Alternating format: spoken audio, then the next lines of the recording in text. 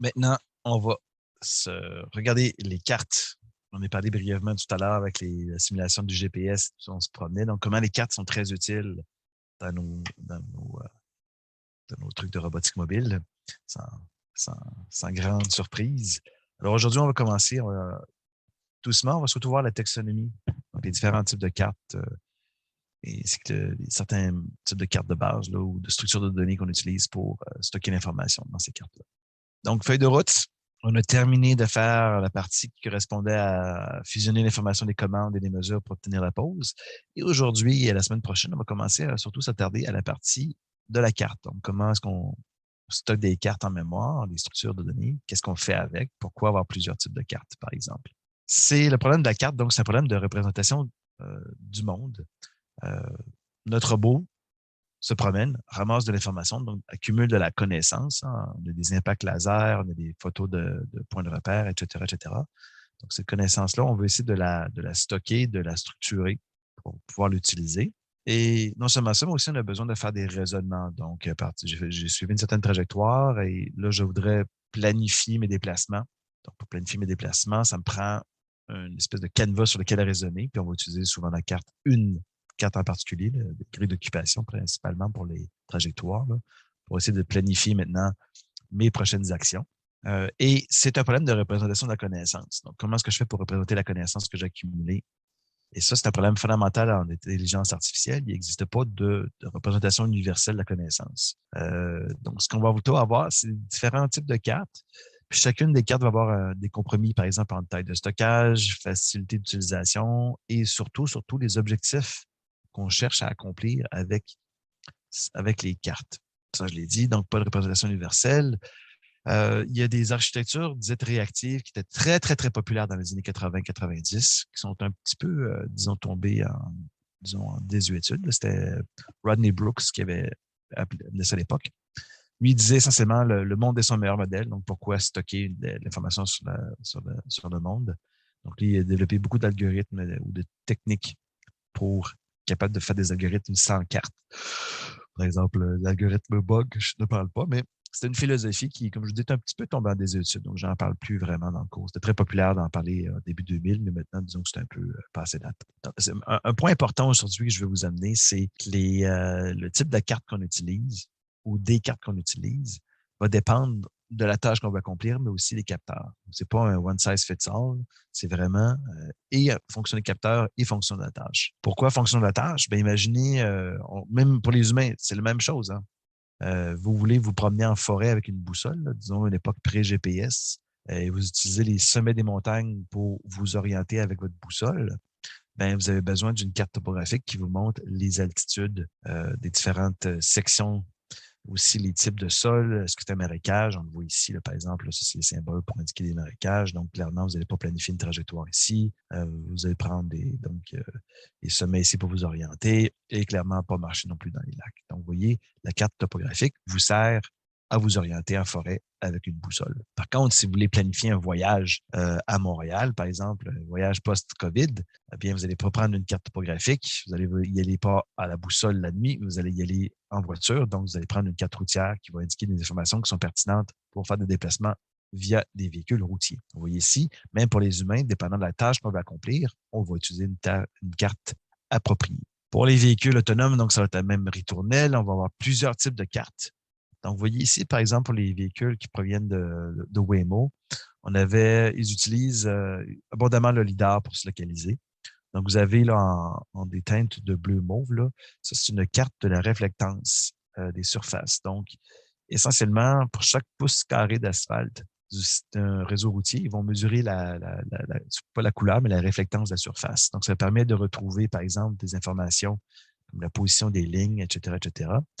Et à partir de cette image-là de réflectance, on peut, dans le fond, regarder, voir les impacts laser, c'est quoi la réflectance de chacun des impacts. Et avec un jeu de recalage, on peut venir se situer à environ 11 cm de précision, uniquement en utilisant l'information de la réflectance sur la route. Donc, c'est quand même assez particulier. Ils utilisent aussi une carte d'altitude, donc pour chacun des coordonnées X, Y, ils ont la hauteur Z. On appelle ça les cartes en 2D et demi, j'en parlais un petit peu tout à l'heure. Et ce que ça permet de faire, c'est, ça indique la position du sol. Donc, si je prends un scan LIDAR et que je vois un nuage de points qui dépasse le sol, ben, je peux faire l'hypothèse que c'est un obstacle qui est probablement dynamique vu qu'il ressort du sol. Donc, c'est une voiture, un piéton, etc., etc. Notez que ça se peut que ce soit une voiture qui soit stationnée, comme ça se peut que ce soit une voiture qui ne soit pas, qui soit mobile. Donc, il y a quand même d'autres tests supplémentaires à faire avant de déterminer si c'est un objet dynamique ou non. Mais il reste que déjà la carte d'élévation nous permet de rapidement filtrer les nuages de points pour trouver des objets d'intérêt dans l'environnement. On peut aussi avoir une autre carte par-dessus qui va nous donner l'information qu'on appelle tactique ou l'information sémantique. Donc, l'information sur la, je sais le mot en anglais qui m'arrive en tête, le meaning. Donc, ce que représente un lieu. Par exemple, un lieu est une intersection, c'est un feu de circulation, c'est une voie sur l'autoroute, c'est un passage piéton, etc., etc. Parce que cette information-là serait très utile pour faire de la planification, mais aussi pour faire de la reconnaissance. Hein, vous avez un amalgame de points qui se promène, et cet amalgame de points-là se promène sur un passage piéton. Bien, vous pouvez combiner l'information de façon probabiliste en disant, bien, selon l'apparence du nuage de points et la position du nuage de points sur la carte tactique, ça m'indique que c'est probablement un piéton qui traverse la rue en ce moment. Donc, c'est une genre d'information qui va être très utile pour faire de la planification, commencer à ralentir lorsqu'on arrive à une intersection, un feu de circulation. Dans les cartes pour localisation, souvent, on va utiliser des cartes nuages de points 3D si vous utilisez des capteurs LIDAR. Donc, vous avez un exemple ici des travaux qu'on avait fait en forêt. Donc, c'était Jean-François Tremblay. Donc, vous voyez ici là, les nuages de points là, qui ont été capturés à l'aide d'un LIDAR, le LIDAR mobile qu'on voit ici sur notre robot, le Husky. Et lorsqu'il se déplace, donc, on construit la carte. Mais aussi, on voit la flèche en rouge, ça représente l'estimé de la position du véhicule dans cette carte-là. Donc, vous voyez ici, le robot a fait une boucle. Ça vous donne aussi un petit peu une apparence de qu'est-ce que ça a l'air un nuage de points, une carte de nuage de points. On peut faire aussi des cartes, on appelle ça des feature maps, dans des cartes de points de points de repère seulement qui sont caractérisés par un feature. Alors, par exemple, ça va être, j'ai mes axes ici, X, Y, et je vais attribuer une signature, un numéro à chacun des points de repère et une coordonnée à ces points-là. Ça peut être, par exemple, si c'est un environnement intérieur avec des murs, j'aurais mon LIDAR là, qui a fait un scan de peut-être 270 degrés. Donc, je vais récupérer mes points ici qui sont les points d'impact. Ce que je peux faire, c'est utiliser des coins. On avait vu que dans les images, les coins sont informatifs. La même chose pour les nuages de points. Je peux essayer de retrouver les coins dans l'environnement. Ça correspondrait donc à des features. Genre les features de 1 à 6, par exemple. Donc, ce que je conserverais dans la carte, ce serait la coordonnée des différents coins dans mes cartes, dans mes nuages de points. Ça peut être aussi des points de repère visuels. On a vu comment extraire des patchs d'images, d'extraire des features, des descripteurs et tout ça. Dans le fond, je viendrai attribuer un descripteur à chacun des points de repère et vous savez maintenant comment vous localiser avec des points de repère visuels là, via soit les techniques géométriques, soit les techniques de minimisation d'erreurs de reprojection, par exemple.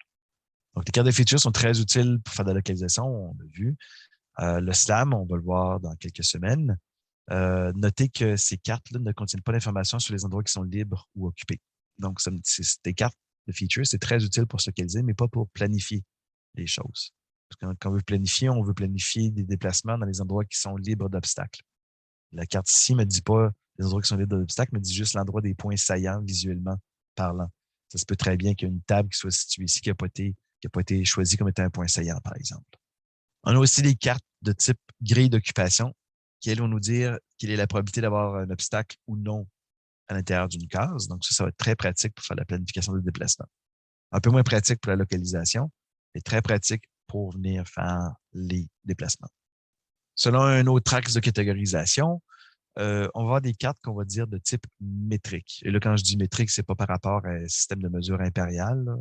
C'est vraiment un système métrique. Une carte métrique, c'est une carte on va avoir d'abord un système de coordonnées absolues, on va en avoir un seul. Et on parle de métrique parce que je peux mesurer les distances entre tous les points sur ma carte. Donc, par exemple, vous voyez ici les points de repère M. Mais je peux calculer la distance entre M4 et M3. C'est valide. Alors, une distance euclidienne, par exemple, ou entre M4 et M1, et ainsi de suite. Donc, je peux toujours retrouver des distances dans ma carte. Donc, d'où le terme métrique. À l'opposé, on a des cartes aussi qu'on va dire topologiques, qui sont représentées comme étant des graphes. Donc, un nœud représente un endroit. Et vous voyez ici, la notion de métrique est un peu évacuée. C'est un endroit très vague, par exemple. Imaginez que j'ai un lieu comme celui-ci, une carte d'un plan, d'un appartement, par exemple. Donc, vous avez un corridor ici. On va dire que le nœud A essentiellement correspond à toutes les positions présentes dans la pièce A ici. Et le nœud B correspond à toutes les positions possibles de la pièce B. Donc, vous voyez comment je ne peux plus calculer une distance d'un point de vue euclidien entre B et A, parce que la distance entre, par exemple, le coin ici et le coin ici, ou le coin ici et ici, d'un point de vue euclidien, la distance est différente, mais d'un point de vue topologique, la distance est la même, puisque, dans le fond, ils sont à 2 nœuds de distance l'un de l'autre. Et donc, vous voyez, l'information métrique, elle est évacuée de ces cartes-là. Donc, il y a beaucoup d'informations qui est évacuée. Par contre, c'est une abstraction d'un niveau plus haut. Puis, l'emphase ici est beaucoup plus sur les relations locales entre les endroits. Donc, de la région A, je peux aller directement à la région E, par exemple, mais je ne peux pas aller à la région C. Je dois passer par la région E pour aller à C. Et notez que les concepts de topologie, les cartes topologiques sont très proches de ce que nous, les humains, on fait. Hein? Quand vous dites à quelqu'un, viens me rejoindre, t'es où? Je suis dans le local A. C'est où le local A? C'est pas compliqué. Tu pars du local C, prends le corridor E, puis la deuxième porte à gauche, la deuxième porte à droite, ça va être le local A. C'est là que je suis situé.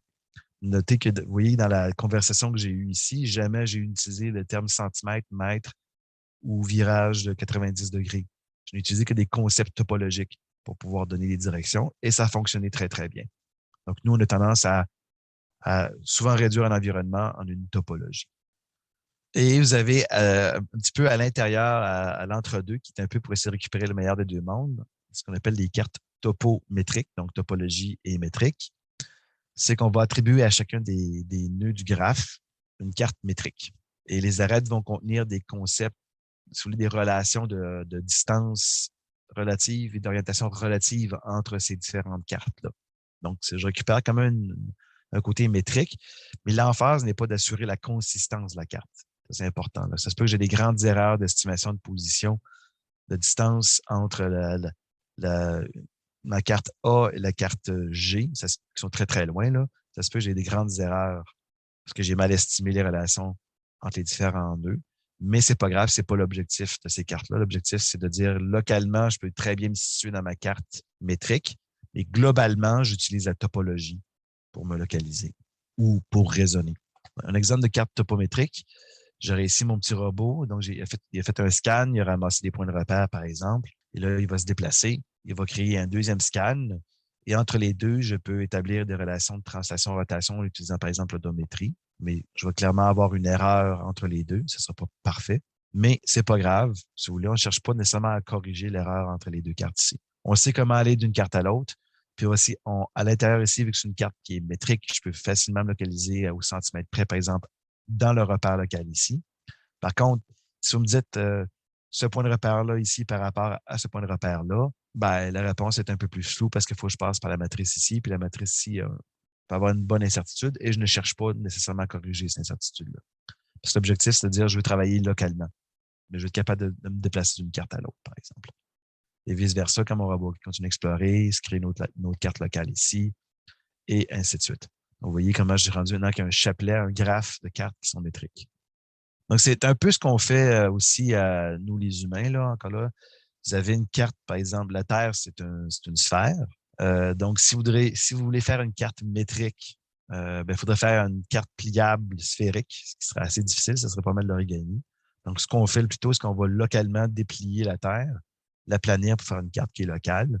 Mais on sait les relations entre les différentes cartes. Ici, la relation, dans le fond, ce serait les liens ici. Donc, vous voyez comment on fait ça par simplicité. On ne donne pas des sphères qu'on se met dans les poches. Non, c'est des cartes en papier plates. On fait des projections qui vont avoir des formations, etc. Puis après ça, on a les relations des différentes cartes. Et voilà. Autre axe pour lequel caractériser nos cartes, on peut avoir des cartes qui sont dans l'espace des nombres continus, donc des nombres réels. Donc, je vais pouvoir attribuer des réels à des coordonnées, par exemple une lame ou un impact laser à une position particulière. Ou je pourrais avoir des cartes discrètes où là, on va discrétiser l'environnement selon des grilles. Et je vais pouvoir attribuer des valeurs soit binaires à mes cases pour dire ma case est libre ou elle est occupée, ou utiliser des valeurs continues à l'intérieur de chacune des cases pour dire c'est quoi la probabilité d'avoir une présence d'obstacle, ou ce qu'on va voir, une autre méthode probabiliste, d'utiliser des cotes pour venir, dans le fond, décrire la probabilité de présence ou d'absence d'un obstacle. Donc, on le voit ici, lorsque je fais une discrétisation, je vais introduire des erreurs, je vais faire des choix arbitraires. Par exemple, dans les choix arbitraires qu'on fait, c'est un choix conservateur. On va dire, par exemple, j'ai un obstacle en rouge, j'ai la discrétisation qui est telle qu'elle est montrée. Ben, on va déclarer qu'une case, une grille, elle est occupée dès qu'une partie de l'obstacle est présente dans la grille. Donc, c'est conservateur, mais on voit donc ici, ça va venir affecter les algorithmes de planification. Particulièrement, par exemple, si j'aurais un deuxième obstacle ici, là, je vais mettre un autre obstacle ici. Là. Imaginez que j'aurais un autre obstacle ici, comme ça. Donc, clairement, il y a de l'espace pour circuler entre les deux obstacles, mais à cause de ce choix de discrétisation-là, qu'est-ce qui va se produire? L'algorithme va venir, non, il va dire ici, la case est occupée. Et là, donc, la planification, vous voyez comment maintenant le chemin, il est bloqué. Alors, lorsqu'on viendrait faire de la planification sur une telle carte, puis ça se peut qu'on obtienne des trajectoires qui, dans le fond, au lieu d'aller ici à là, donc c'est plus possible. Donc, ce qui va arriver, l'algorithme va faire une trajectoire qui est plus grande que nécessaire parce qu'on a fait un choix conservateur au niveau de la discrétisation. Si je prends une grille plus fine, là, ça se peut que j'évite ce problème-là, mais il n'y a rien de gratuit en ce bas monde. Si je prends une grille qui est plus fine, ça va me prendre un stockage mémoire qui est plus élevé. Donc, c'est un des problèmes des grilles, des grilles uniformes. C'est faut déterminer, faut décider un choix de l'intervalle d'échantillonnage, donc la taille des côtés de la grille, par exemple 1 cm ou 10 cm. Ce qu'on voit fréquemment pour les espaces là, intérieurs, là, c'est une grille là, à peu près discrétisée au 10 cm. Mais imaginez que je la discrétise à 1 cm pour les besoins de la cause ici. Donc, imaginez que j'ai une pièce de 10 mètres par 10 mètres. Ça veut dire que j'aurais besoin de 1 million de pixels pour stocker l'information. Puis, dans le fond, ça serait essentiellement un bitmap. En 3D, ben là, j'aurais 1000 par 1000 par 300 si j'ai un espace de 10 mètres par 10 mètres par 3 mètres. Donc, j'aurais 300 millions de voxels nécessaires pour venir, dans le fond, stocker la carte, ce qui consomme beaucoup de mémoire. Donc, côté espace de stockage, les cartes avec une grille uniforme, donc c'est pas fameux. Il y a le problème d'erreur de discrétisation que j'ai mentionné précédemment qui peut venir induire des problèmes au niveau de la planification. Par contre, le temps d'accès est rapide, c'est un temps d'accès essentiellement constant. Hein. J'ai une coordonnée géométrique, je peux aller directement trouver le pixel ou le voxel qui correspond à cette coordonnée-là. Donc, ça va très, très vite au niveau des temps d'accès. Pour pouvoir essayer de compresser un peu l'information pour les grilles d'occupation, on peut utiliser des structures qui s'appellent les quadtrees pour les grilles en 2D. On peut faire la même chose en 3 dimensions avec des octrees. La mécanique est la même, c'est juste plus difficile à illustrer en 3 dimensions. Donc, on va le faire en 2 dimensions. Donc, c'est une structure en arbre qui va nous permettre de compresser l'information. Donc, vous voyez ici une grille d'occupation. On va la représenter avec cette structure-là ici. Donc, on va avoir des nœuds, des feuilles. Et on va le voir, là, ça nous permet donc de façon assez efficace de stocker l'information. Donc, vous avez donc une feuille, c'est soit que c'est une région qui est complètement vide. L'autre feuille, c'est une région complètement pleine. Et entre les deux, les nœuds, eh bien, ça va être ça veut dire que dans le fond, que je suis en partie plein ou en partie vide. C'est l'inverse de l'autre. Donc, imaginez, je commence la racine, ce serait la case qui représenterait dans le fond le 8 par 8. Donc, on voit ici, j'ai un mélange de plein et de vide. Donc, j'aurais un nœud en partie plein ici. Donc, ce serait la racine. Après ça, on choisit un ordre. Donc, 1, 2, 3, 4, c'est l'ordre que j'ai choisi. Et on vient subdiviser par un facteur 2. Donc, vous voyez ici, j'ai un 4 par 4. Et ici, le 4 par 4, il est entièrement vide. Donc, vous voyez, j'aurais une feuille ici. Pour le 2, j'aurais donc en partie plein. Donc, j'aurais un nœud gris. 3, un nœud gris vu que c'est en partie plein. Et 4, ce serait une feuille vu que c'est entièrement plein. Donc, vous voyez ici, les feuilles, c'est terminal. Le nœud, ensuite, maintenant, je dois faire l'algorithme de façon récursive ici, là, pour cette sous-section-là. Donc, vous voyez ici, 1, 2, c'est complètement vide. 3, c'est partiellement plein. Et 4, c'est complètement vide. Donc, vous voyez ici, 3, ici est gris. Même chose pour l'autre nœud ici. Vous voyez, j'ai divisé en 2, 3, 4. Et on voit 1, 2 et 4, ce sont des nœuds. 1, 2 et 4, ce sont des feuilles. Et en 3 ici, vous voyez, c'est un nœud.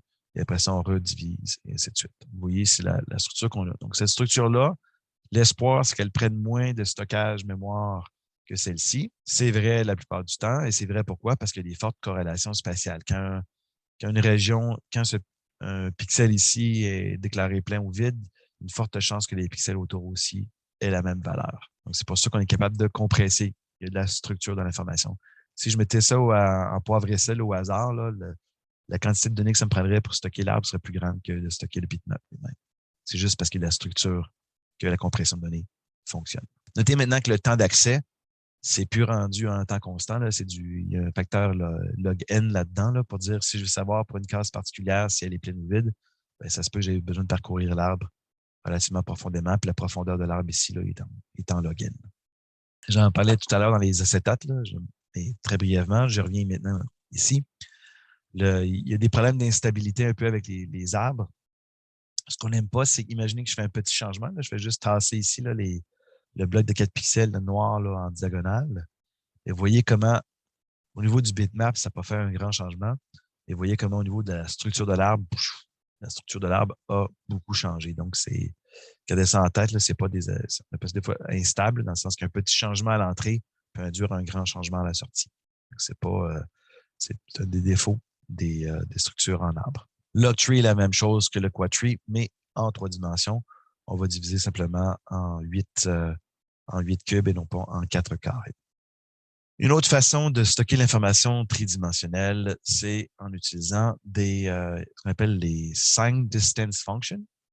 C'est quand même intéressant comme approche. Là, ça ne sera plus explicite, ça va être implicite. Et donc, chaque voxel ou chaque carré va stocker un nombre qui correspond à la distance vers la surface. Par exemple, ici, on va dire que ce voxel-là est situé probablement à 0,2 mètres de la surface. Ici, à moins 0,3 mètres. Donc, il y a une notion de devant et derrière une surface, donc positif ou négatif. Et si par hasard, la surface passe directement au centre de la surface, là, ou proche du centre, là, on obtient une valeur de 0. Vous voyez comment on n'a pas stocké de façon explicite la surface, c'est vraiment les distances à la surface. Et ça nous permet de façon relativement efficace à mettre à jour lorsque je prends une mesure, par exemple.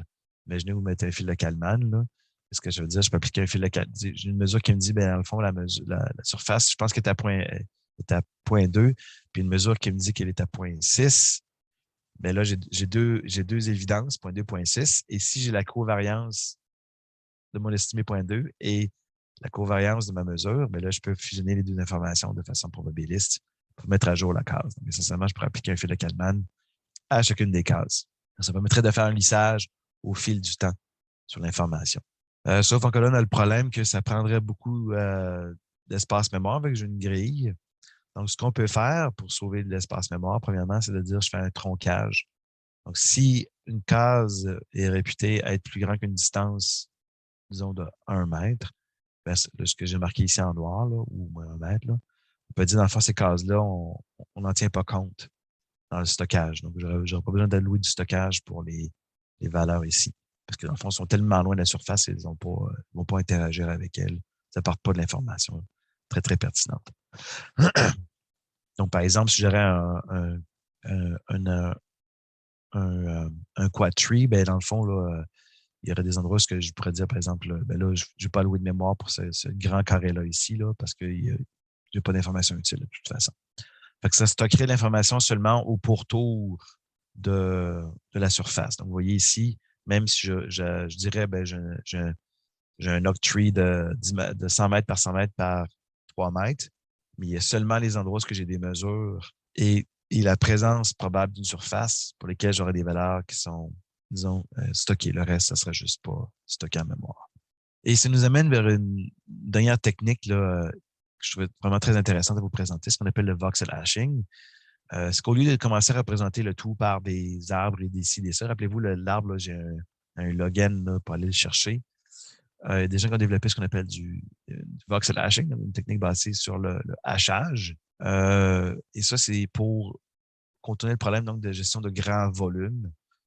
Parce que les Octree, oui, sont relativement efficaces sur CPU, mais sur GPU, c'est réputé que ça marche pas très bien. En partie parce que c'est des GPU ne fonctionnent pas bien lorsqu'on a des opérations de branchement. Parce que vous faites des if. Un if fonctionne relativement bien sur un CPU, et je dis relativement parce que ça peut faire du mal à un pipeline de prédiction, un if. Mais bref, tous les branchements conditionnels sur GPU, ça fonctionne mal. Les GPU fonctionnent pour du calcul massif parallélisé et sans branchement.